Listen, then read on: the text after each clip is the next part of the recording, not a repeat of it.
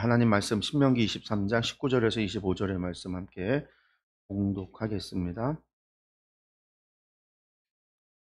내가 형제에게 꾸어 주거든 이자를 받지 말지니 곧 돈의 이자, 식물의 이자, 이자를 낼 만한 모든 것의 이자를 받지 말 것이라. 타국인에게 내가 꾸어 주면 이자를 받아도 되거니와 내 형제에게 꾸어 주거든 이자를 받지 말라. 그리하면 내 하나님 여호와께서 내가 들어가서 차지할 땅에서 내 손으로 하는 범사에 복을 내리시리라. 내 하나님 여호와께 서원하거든 갚기를 더디하지 말라. 내 하나님 여호와께서 반드시 그것을 내게 요구하시리니 더디면 그것이 내게 죄가 될 것이라. 내가 서원하지 아니하였으면 무죄하리라. 그러나 내 입으로 말한 것은 그대로 실행하도록 유의하라. 무릇 자원한 예물은 내 하나님 여호와께 내가 서원하여 입으로 언약한 대로 행할지니라. 내 이웃의 포도원에 들어갈 때에는 마음대로 그 포도를 배불리 먹어도 되느니라. 그러나 그릇에 담지는 말 것이요. 내 이웃의 곡식밭에 들어갈 때에는 내가 손으로 그 이삭을 따도 되느니라. 그러나 내 이웃의 곡식밭에 낫을 대지는 말지니라. 아멘. 오늘 읽은 신명기의 법도 신명기 사회법 가운데 일부입니다. 신명기 사회법은요, 사회를 유지하는 데 필요한 법들이 사회법이죠. 그래서 이제 사람과 사람과의 관계에 관한 것이고 그 관계의 행정 처리를 위한 것들, 뭐 그런 법들이 이 사회법에 포함이 돼요. 그래서 우리가 지금까지 봤던 것들 가운데 뭐 결혼에 관한 것도 있고 재혼에 관한 것도 있고 그리고 뭐 재판에 관한 법도 있었고요. 뭐 여러 가지 법들이 전부 다 사회법에 포함이 되는데 이 사회법을 우리가 읽어보면 그 사회법을 통해서 하나님께서 만들고자 하는 하나님 나라의 사회가 어떤 나라인지 하나님께서 원하시는 하나님의 나라는 어떤 모습인지를 우리가 유추해 볼 수 있습니다. 그리고 그러한 법이라고 하는 것이 나올 때는요. 언제나 그 법 이전에 그 법의 구체적인 명령과 절차들에 대한 것들요. 그것들 이전에 그 법의 정신이라고 할까요? 그런 근원적인 것들이 있어요. 가장 기본적인 법인 거죠. 어떻게 보면 우리나라에 이제 뭐 헌법이 있고 헌법을 기초로 해서 이제 뭐 법전이 나오잖아요. 법전이 나오고 법들이 나오고 그리고 그 법을 지키기 위해서 실행 명령들, 행정 명령들도 나오고 뭐 이런 것들이 인제 체계적으로 가지를 치듯이 이렇게 피라미드처럼 내려가게 되는데 율법이라고 하는 것도 마찬가지입니다. 언제나 그 율법의 가장 기본적인 법 정신이 무엇이냐, 가장 법의 기본이 무엇이냐라고 한다면 거기에 위치하고 있는 것은 결국은 하나님 사랑과 이웃 사랑이에요. 그래서 예수님께서도 율법을 하나님 사랑과 이웃 사랑으로 완성하셨다라고 말씀을 했는데 사실은 예수님만 그런 말씀을 하신 것이 아니라 랍비들도 구약 시대를 살았던 랍비들도요. 이미 그들이 오경을 이 모세 오경을 갖다가 주석을 달면서 율법의 완성이라고 하는 것이 뭐냐? 사회법의 완성이라는 것, 성결법의 완성이 무엇이냐라고 이야기할 때 그것이 이웃 사랑이다라고 하는 것을요. 이미 가르쳐 왔었던 거예요. 그래서 그 사람들도 유대인들도요. 아, 이 법 정신에 담겨 있는 뜻이 무엇이냐? 이웃 사랑이었구나. 하나님 사랑이구나. 라고 하는 것을 알고 있었고 그렇게 가르쳐 왔어요. 나중에 예수님께서 인제 그것으로 율법을 완성했다라고 말씀을 하셨던 거고 사도 바울도 로마서 13장에서 율법의 완성이 이것이다라고 이야기하면서 십계명을 들어서 이야기하면서 이것이 결국은 이웃 사랑이다라고 이야기를 해요. 그러면 하나님 사랑과 이웃 사랑이라고 하는 것이 있으면 그것을 또 가능하게 하는 것은 뭘까요? 하나님이 사랑이시다라는 거예요. 하나님은 사랑이시다라고 하는 이 사랑이라고 하는 것이 가장 기본인 거죠. 그래서 이 기본적인 것이 있기 때문에 하나님은 사랑이시기 때문에 하나님이 만드는 구성원들도 서로 사랑해야 된다라는 거죠. 그들의 사회도 사랑하는 사회가 되어야 되는 거죠. 그런 사회가 모여서 만들어지는 나라도 그런 사랑의 국가가 되어야 된다라는 거죠. 이러한 것들이 이렇게 서로 연관이 있는 거고요. 그것을 위해서 하나님께서 구체적인 명령들을 하고 있는 거예요. 행정명령이 나오듯이 법이 있고 법 아래 행정명령이 있듯이 하나님의 명령이 있는 거죠. 그래서 하나님의 법과 하나님의 규례와 하나님의 명령과 이런 것들이 인제 다 합쳐서 하나님의 말씀이다, 언약이다라고 표현을 하는데 우리가 그 사회법에는 그러한 정신이 담겨 있다라는 거예요. 하나님이 만들어가는 사회는 사랑의 사회. 가장 큰 가치관이라고 하는 게 사랑이라는 거예요. 사람이 사람을 서로를 사랑할 수 있도록 하는 것. 긍휼과 자비와 사랑으로 이루어진 나라. 사람이 사람을 돕는 데 있어서도 어떤 이득을 바라고 저 사람이 나에게 이득이 되는지 이익이 되는지를 계산하고 도와주고 계산하고 사귀고 계산하고 그 사람과 어울리는 게 아니라 사람을 긍휼히 여기는 마음으로 자비의 마음으로 내가 도움을 주고 혹은 내가 사귀고 내가 그 사람과 어울리고 하는 것들이 그 가치에는 세상에 있던 이득과 실리를 추구하는 게 아니라 사람과 사람이라고 하는 하나님의 형제, 하나님의 백성으로서 사도 바울은 그렇게 얘기를 하는 거죠. 그래서 예수님이 우리의 머리가 되시고 우리는 그 몸의 지체다라는 거. 그러니 우리가 서로가 한 지체가 서로를 향해서 싸우고 미우고 다툴 수 없는 것처럼 시기할 수 없는 것처럼 혹은 실리를 추구해서 저거는 나한테 이득이 되니까 가까이 하고 저 발은 나하고 이득이 안 되니까 멀리 있으니까 좀 멀리하고 그런 게 아니라 한 지체이기 때문에 한 몸이기 때문에 실리로서가 아니라 하나의 공동체로서 하나님의 사랑의 백성으로서 한 형제로서. 그래서 신명기서에서 반복적으로 나오는 게 형제라는 이야기예요. 형제. 너의 형제를 사랑하라. 너의 형제다라는 거예요. 형제에게 돈을 구워줄 때 이자를 묻지 말라. 오늘 말씀에도 말하죠. 형제가라는 거예요. 형제에게 구워주거든 이자 받지 말라. 돈의 이자건 식물의 이자건 이자를 낼 만한 모든 것의 이자건 형제에겐 그러지 말라. 타국인이라고 한다면 구워줄 수 있다. 오전에도 말씀드렸지만 타국인이라고 하는 거는 그들과의 상거래를 통해서 이루어지는 사람들한테 정당한 거래에 대해서는 괜찮다. 그것이 고리도금이 돼서 남의 것을 빼앗고 움켜쥐고 물어뜯는 것 같은 그런 행위가 돼서는 안 되지만 그것은 잘못이지만 정당한 거래로 타국인을 향해서 하는 것에 대해서는 오케이 괜찮아. 그러나 형제에게는 그래서 표현되는 게 형제예요. 그래서 이스라엘은 다 형제라는 거죠. 그런 공동체예요. 형제가 서로를 사랑해야 되는 그런 공동체가 하나님이 만드는 사회예요. 그 이스라엘이 정말 다 형제냐? 사실 그것도 아니에요. 핏줄로 다 되어졌냐라고 한다면. 우리가 전부 다 야곱의 후손인 12아들들의 자손에서 12지파를 이야기하지만 제가 늘 강조하는 거예요. 출애굽 당시에 애굽에서 탈출했던 사람들은 이스라엘만이 아니라 히브리인들만이 아니라 이방인들도 종되었던 다른 이방인들도 애굽의 사람들도 많은 사람들이 같이 탈출해 나왔어요. 이스라엘의 하나님, 모세가 전했던 그 여호와 하나님, 그 여호와 하나님을 알고 나서 그분을 섬기기로 그분의 백성이 되겠다고 그분을 섬기기로 결정하고 따라 나왔던 모든 사람들이 시내 산에 모여서 하나님과 언약을 맺음으로 그들이 이스라엘이 된 거예요. 그들 가운데 주축은 아브라함의 후손, 이삭의 후손, 야곱의 후손이 맞지만 물론 주축은 그들이 맞지만 그들 외에도 많은 사람들이 같이 나왔어요. 그 성경에는 잡족이라고 표현된 수많은 사람들이 함께 했단 말이에요. 그리고 이후로 하나님과 언약을 맺은 뒤로는요. 그들 모두가 뭐예요? 형제인 거예요. 그들 모두가 형제가 되는 거예요. 그들 모두가 내가 사랑을 베풀어야 되고 진리를 따라서 관계 맺는 게 아니라 사랑의 관계로서 형제가 되는 거예요. 그게 하나님께서 세우시는 하나님의 나라의 모습인 거예요. 하나님께서 원하시는 사회의 모습인 거예요. 하나님께서 원하시는 교회의 모습이기도 해요. 교회가 서로가 서로를 싸우고 다투면 되냐면 안 되죠. 뿐만 아니라 교회가 이기주의, 우리만 그것도 안 되는 거예요. 세상에는 하나의 교회, 하나님의 교회, 몸된 교회만이 있어요. 물론 지금 교회가 달라지고 교파가 달라지고 여러 가지 교회들이 충주시에도 수백 개의 교회가 있지만 결국은 전부 다 우리가 그리스도의 몸된 교회의 한 몸으로서 한 지체로서 한 성도다라고 하는 거.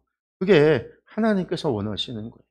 예배는 각자가 드릴지 몰라도 신앙생활은 각자 따로 할 수 있을지 몰라도 각자의 교회에 소속돼서 할 수 있을지 몰라도 우리는 전부 다 한 형제라는 거죠. 그게 하나님께서 원하시는 거예요. 원하시는 바.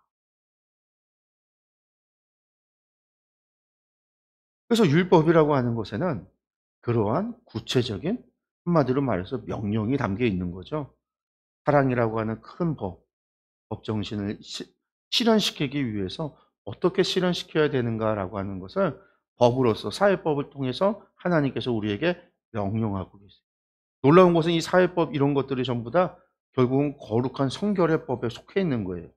그게 뭐냐면 이것을 지켜 행하는 것이 우리가 거룩한 삶을 살아간다라는 거예요. 우리가 거룩한 삶을 유지한다라는 거는요, 이러한 사회법을 실현하고 실천하고 살아간다는 거고, 다른 말로 한다면 이웃사랑을 실천하고 살아가는 게 성결이라는 거예요. 거룩이다라는 거예요. 하나님께서 우리에게 내가 거룩하니 너희도 거룩하라고 하셨을 때 우리의 능력으로 우리가 부정했던 우리 죄인이었던 우리가 거룩해질 수 있느냐? 없잖아요. 예수님의 십자가의 보혈로 부정했던 우리가 정결하게 되어지고 하나님의 은혜로 정결한 우리가 성결해진단 말이에요. 제사를 통해 예배를 통해서 하나님의 은혜로 말미암아 우리가 거룩해지는데 그 거룩을 유지하는 거는요. 우리에게 주신 명령이에요. 거룩을 유지하라라는 거죠. 내가 너희를 거룩하게 했으니 너희가 유지하라라는 거예요.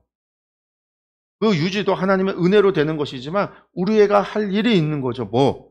하나님의 말씀을 실천하는 것. 그게 율법으로 주어진 거예요. 이웃사랑을 실천하라고 주어진 거예요. 그래서 계시록에 보면 어린 양이 혼인잔치에 청함을 받은 사람들이요. 어떤 옷을 입고 있냐면 세마포 옷을 입고 있어요. 그 세마포 옷이 무엇이냐라고 했더니 그것이 바로 성도들의 옳은 행실이라는 거예요. 우리가 유지하는 거는요. 우리의 몫. 우리가 세상에서 우리의 거룩을 지키는 거는요. 우리의 몫이라는.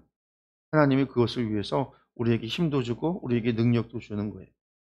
우리에게 기도의 권능을 주는 것도요. 우리가 하나님 앞에 이것을 놓고 기도하며 하나님께 의지하고 하나님의 은혜를 사모하며 그러면서 세상과 싸울 수 있도록 하나님께서 하기 위해서 그래서 그런 것도 주는 거예요.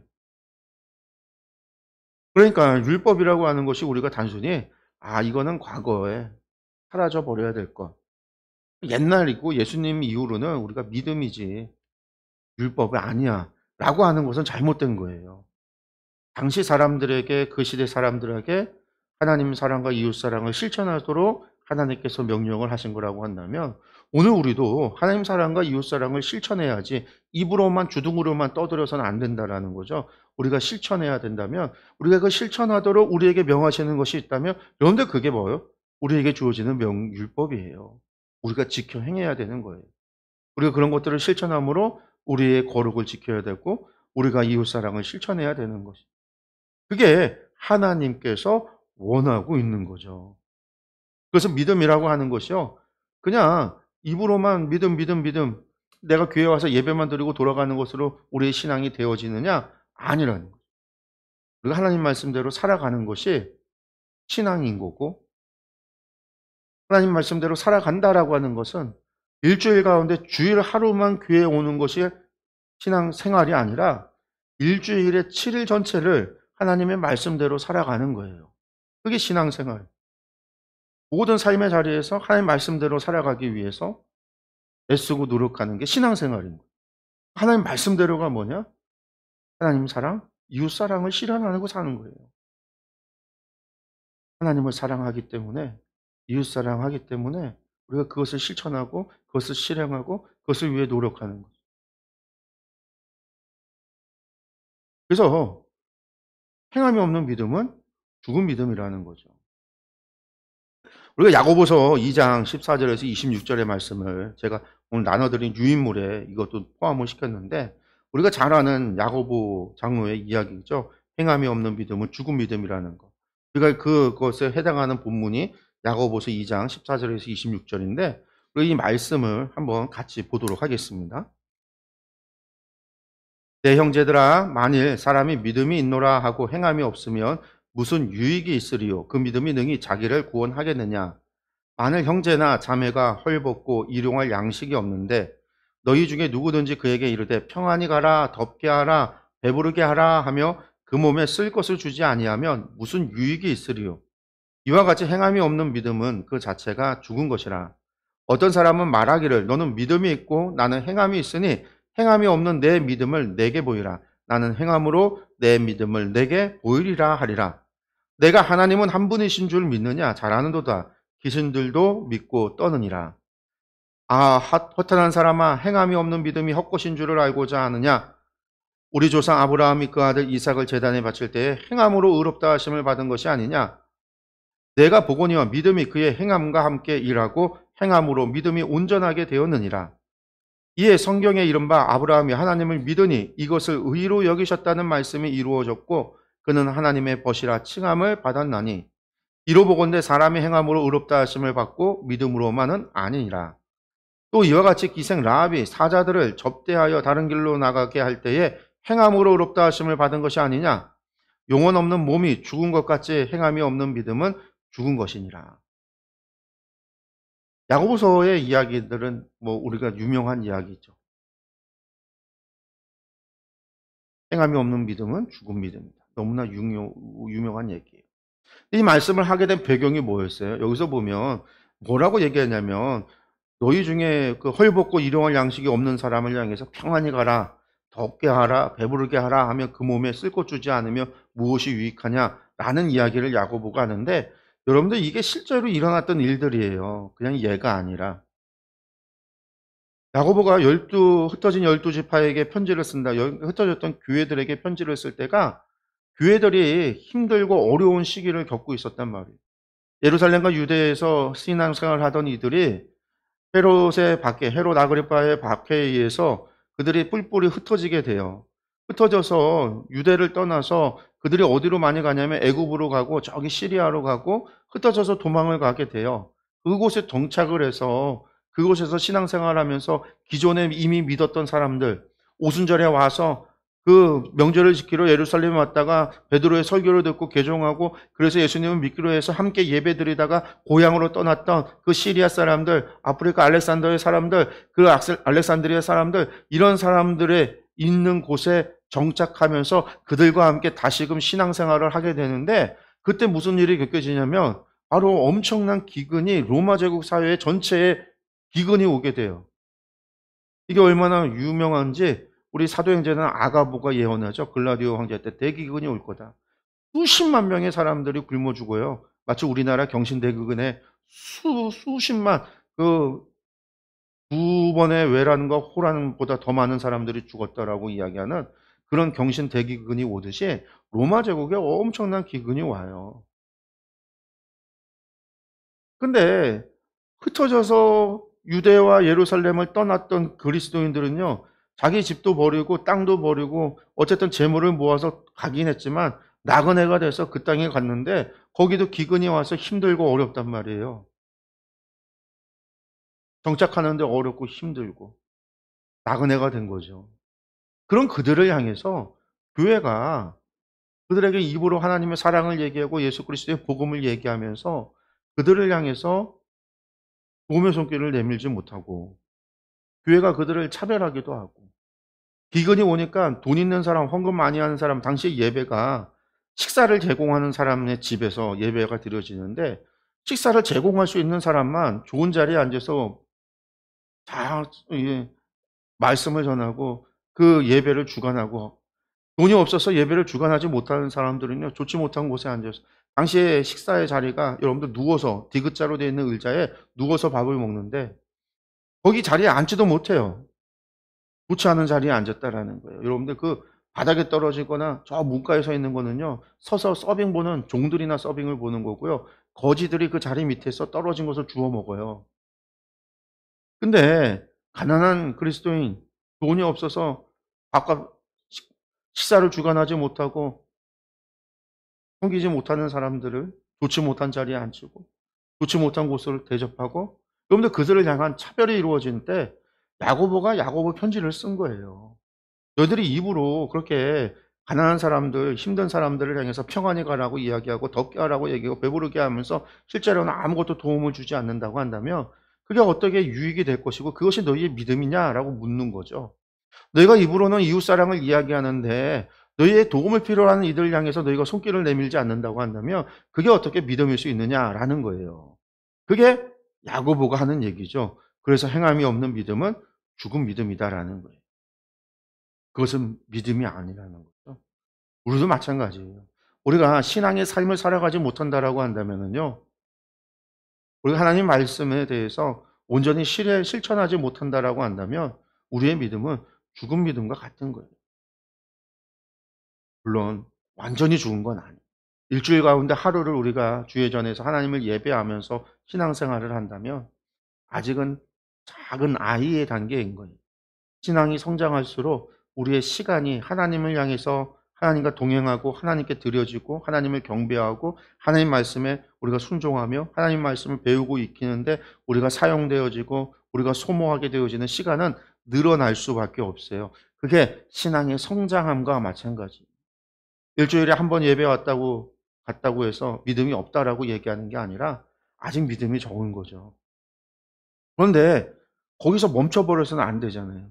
우리가 믿음 생활을 하고 신앙 생활을 한다라는 거는 우리가 온전히 우리의 삶이 믿음으로 살아갈 수 있도록 우리가 신앙의 삶을 살아갈 수 있도록 취미로 신앙을 하거나 나의 삶 가운데 아주 일부만 신앙을 하거나 신앙생활을 하거나 일부만 믿음에 좌우되거나 나머지는 전부 다 세상의 가치관과 세상의 규칙을 따라서 세상의 방식을 따라서 살아가고 아주 일부만 신앙을 따라서 살아가는 그런 게 아니라 우리가 진실로 하나님의 말씀대로 살아가고 하나님께서 원하시는 장성한 분량에 이르도록 우리가 성장하기를 바란다면 그런 시간들이 늘어나야 되고 우리가 그것을 위해서 하나님을 바라고 하나님을 사랑하고 이웃 사랑을 위해서 실천하는 것이 늘어나야만 되는 거예요.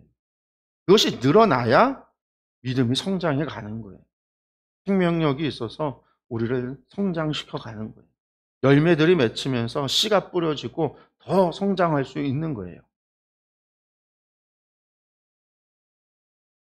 하나님께서는요, 그래서 이스라엘 백성들에게 율법을 주시는 거예요. 그저 출애굽의 10가지 기적을 베풀어서 내가 여호와 하나님이다. 내가 너희의 하나님이야. 그것으로 족한 게 아니라 그들과 언약을 맺으시고 그들이 언약을 지켜 행하도록 그것을 통해서 그들의 삶이 하나님께 제사 드리는 순간만이 아니라 밥 먹을 때에도 음식을 구별해야 되고 집을 나설 때에도 문설주에 대고 기도하고 나가야 되고 들어올 때에도 문인방을 문설주에 매주자의 손을 얹고 기도해야 되고 하나님 사랑을 하라고 하는 말씀을 암송하고 앉았을 때든지 일어났을 때든지 그 사람들이 절기 1년의 절기를 따라서 우리 매 하나님의 그 율법을 지켜가면서 하나님이 누구이신가 하나님을 섬기고 하나님 말씀대로 살아가는 거를 그냥 단순히 일부만이 아니라 그들의 삶 전체로서 젖어들 수 있도록 그래서 신앙생활이 그들의 삶이 곧 신앙의 삶이고 그들의 삶이 곧 하나님을 섬기는 삶이고 그들의 삶이 결국 하나님과 함께하는 삶이라고 하는 것을 만들어가기 위해서 하나님이 율례를 주고 명령도 주고 규례도 주고 율법을 주신 거예요. 그 얘기는 하나님은 우리에게 그러한 삶을 원하신다라는 거죠. 이 율법은 폐하여졌는데 잘못된 얘기예요. 구체적인 명령은 달라질 수 있어요. 그때와 우리 환경이 달라지고 사회가 바뀌었으니까. 그러나 하나님의 그 뜻은 바뀌지 않은 거예요. 법정신은 바뀐 것이 아무것도 없어요. 하나님 사랑과 이웃 사랑. 오늘의 상황 속에서 우리가 그것을 지켜 행하는 거예요. 형제의 사랑이란 우리 형제가 누구냐? 거기서부터 질문하고 이웃이 누구냐? 이웃 사랑, 이웃이 누구냐? 거기서부터 질문해야 돼요. 성경은 우리에게 도움을 필요로 하는 자가 이웃이라고 그랬어요. 도움을 필요로 하는 자에게 이웃이 되어주라고 예수님 말씀하셨어요. 그러면 오늘 우리에게 도움을 필요로 하는 자가 누군가를 찾아서 그에게 도움을 줌으로 인해서 이웃사랑을 실천할 수 있어야 되는 거죠. 그래야 우리가 그리스도인으로서 좀 다른 거죠, 세상과. 세상 사람들이 보기에도 저 사람들은 진리를 추구하는 사람들이 아니라 인애를 추구하고 사랑을 추구하는 사람들이구나. 저 사람들의 행동을 결정하는 가치관은 진리가 아니라 이익이나 이득이 아니라 사랑이구나. 인간애구나. 뭔가 다르구나. 우리가 세상에서 만족하지 못하는 공허함을 그래 저들에게서 한번 찾아봐야 되겠다. 저들은 어떻게 저렇게 살아갈 수 있지? 그런 생각을 갖게 함으로 그들이 찾아오고 그리스도의 복음에 대해서 궁금해하고 그들이 하나님께 대해서 궁금해하며 찾아올 수 있도록 하는 것. 그런데 그게 하나님께서 우리에게 원하시는 거죠. 교회에게 원하시는 거예요. 우리가 그러한 삶을 살아갈 수 있도록 그것이 하나님께서 오늘 우리에게 원하시는 것이라고 하네요. 우리가 그런 삶을 살아야 되겠죠. 우리가 그러한 삶을 살아가겠습니다. 소망합니다. 이걸 위해서 제가 늘 했던 이야기예요. 그렇다면 내가 실천하기 위해서는 나는 무엇을 해야 될까? 내가 오늘 나는 무엇을 해야 될까? 이번 한 주 나는 무엇을 해야 될까? 라고 하는 구체적인 질문을 가지시기 바라요. 그것을 질문을 던지고 답을 찾는 행위가 있어야 돼요. 하나님 앞에 여쭤봐야 되는 거죠. 하나님, 그러면 제가 무엇을 해야 될까요? 이걸 위해서 제가 무엇을 관찰해야 되죠? 제가 무엇을 봐야 될까요? 하나님은 저의 삶에서 제가 어떻게 변화되어지기를 원하시나요? 그렇게 변화되기 위해서 제게 필요한 건 무엇이죠? 라고 하는 기도가, 그러한 관심이, 그러한 질문과 그러한 답을 공부하는 그러한 삶이 우리 가운데 있어져야 우리가 하나님의 뜻 가운데 변해갈 수 있어요. 하나님이 원하시는 모습으로. 네, 오늘 말씀, 여러분들 우리가 말씀을 기억을 하면서요. 하나님은 우리에게 행함을 원하신다라고 하는 거, 하나님의 말씀대로 살아가기를 원하신다라고 하는 거, 삶의 일부분만이 아니라 우리의 삶이 하나님의 말씀 속에서 살아가고 하나님과 동행하며 살아가고 우리가 정말 우리의 삶이 신앙생활이 되어지기를 하나님이 원하신다라는 거, 우리가 이것을 기억하면서 우리가 신앙생활을 하는 그리스도인으로서 그리스도인의 삶을 살아가는 저와 여러분들이 되기를 간절히 축원합니다.